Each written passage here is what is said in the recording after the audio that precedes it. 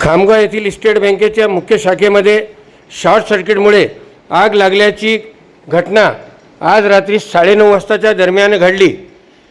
खामगाव येथील मुख्य स्टेट बँकेत UPSमध्ये शॉर्ट सर्किट झाल्याने ही आग लागल्याची प्राथमिक माहिती मिळाली असून यामध्ये कोणत्याही मोठ्या प्रमाणात नुकसान झालेले नाही।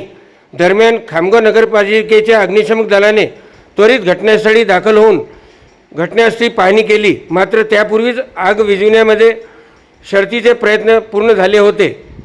काय नाव आहे सर आपलं? प्रशांत राऊत।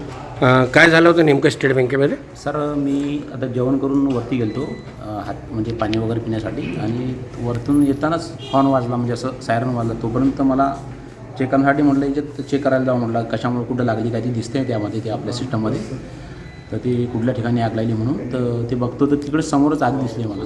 मग काय केलं सर आपण? ताबडतोब पावडरवाला आपलं सिलेंडर घेऊन त्याला विझवलं। त्याच्यानंतर मग ते सायरन थोड्या वेळ ते हे असलं काय म्हणतात त्याला असल्यामुळं त्याच्यामुळे ते सायरन वाजत राहिला। तो साहेब आले आणि मग साहेबांनी तुम्हाला फोन करून ताबडतोब बोलून आग ताबडतोब तेव्हाच आटोक्यात लागली होती 5-3 मिनिटात। थँक्यू।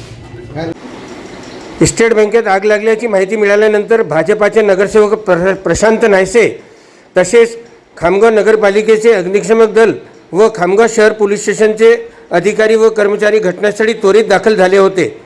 सायन दैनिक खबरे शामतकसाठी अशोक जसवानी, खामगाव।